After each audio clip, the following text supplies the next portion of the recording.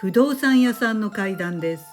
温泉旅行に行く楽しみの一つが大浴場だと思います。でも夜遅く誰もいない大浴場に一人貸し切り状態で入れることが果たして幸運なことでしょうか。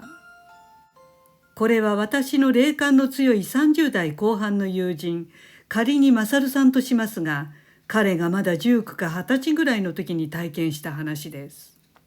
当時勝さんはバイトを探していたのですが、たまたま高校時代の恩師の紹介で新潟県の苗場スキー場でスキーインストラクターの仕事をすることになったそうです。それは某ホテルが運営するスキースクールのインストラクターで、そのためシーズン中スキー場に泊まりがけの仕事になりました。そのホテルにはインストラクターの宿舎があったことはあったのですが、かなり古い建物だったそうです。それで勝さんは近くの他のペンションにある従業員用の空き部屋に宿泊料を払って泊まっていました。そこはペンションといってもかなり大型の旅館に近い宿泊施設でしたので、大浴場も当然あり、勝さんは毎日その大浴場を利用していました。その大浴場ですが、男湯と女湯が時間で入れ替わる交代制をとっていました。2つの浴場をそれぞれ何時から何時まで男湯で、その後何時から何時までが女湯に変わるといった方法で、少し違う2つの浴場を交互に入れ替えてどちらも楽しめるシステムになっていました。ある夜遅く11時過ぎ頃だったそうです。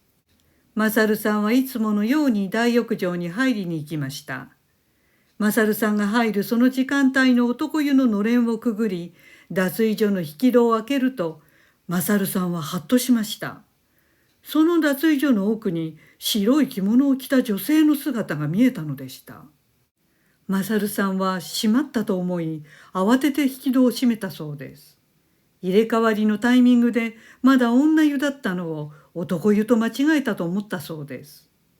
でも廊下に出てのれんを見てみると間違いなく男湯になっています。男湯の看板も立ててあり、勝さんが間違えたわけではありませんでした。一瞬のことでしたので、勝さんは見間違えただけかなと思い、また脱衣所の引き戸をそっと開けてみると、そこには誰もいなかったそうです。どのかごも空でしたし、浴場の湯船にも誰もいないようでした。人っ子一人いなかったそうです。出てきた人もいなかったので、霊感の強い勝さんはこの世のものではないものを見ることがあり、ああそういうことか、浮遊霊でも見たんだろうと思ったそうです。いつものことなので、勝さんは特に気にせず、脱衣所で服を脱ぎ、そのまま浴場に入りました。そこは貸し切り状態で誰もいませんでしたが、特に変わった雰囲気はなかったそうです。それで勝さんはいつものように鏡の前に立ってシャワーで体を洗い始めました。そして勝さんがちょうど目をつぶって頭を洗っている最中でした。どこからともなく不自然な空気が立ち込めてきたそうです。勝さんはまずい雰囲気になってきたなと思いました。それと同時に何かがすぐ近くにいる気配がしたそうです。霊感の鋭い勝さんは、いる、さっきの女がいるとすぐ分かったそうです。それは脱衣所で見た女の霊だと感じました。勝さんは女には気がついていないふりをして、ずっと目をつぶったまま頭を洗い続け、その女の気配がなくなるまで待っていました。すると突然、勝さんの真後ろから女の声で、私と一緒というのが聞こえたそうです。勝さんは血の気が引き、勘弁してくれと心の中で叫びました。霊感の強い勝さんですが、その時はさすがに戦慄が走ったそうです。ただ勝さんはふと、私と一緒とはどういう意味なんだろうと思ったそうです。その女の霊はまだ勝さんの後ろにピタッと張り付くようにして、その場から離れていきません。それは女の霊はマサルさんが気づいていることを分かっているからです。マサルさんは恐怖の中、ゆっくり目を開けてみました。目の前には鏡があります。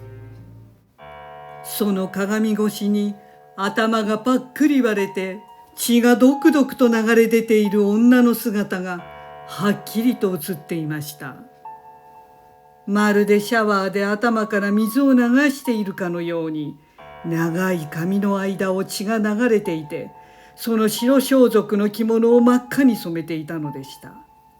マサルさんはその時、私と一緒という言葉の意味が分かったそうです。もうその後は当然湯船にも浸からず、すぐに浴場を出て、ろくに体も拭かず、部屋に逃げ帰ったそうです。これは後日談ですが、マサルさん曰く、あの女の霊はまだ若く、服装から現代の人ではなく、少し前の時代の人ではないかということです。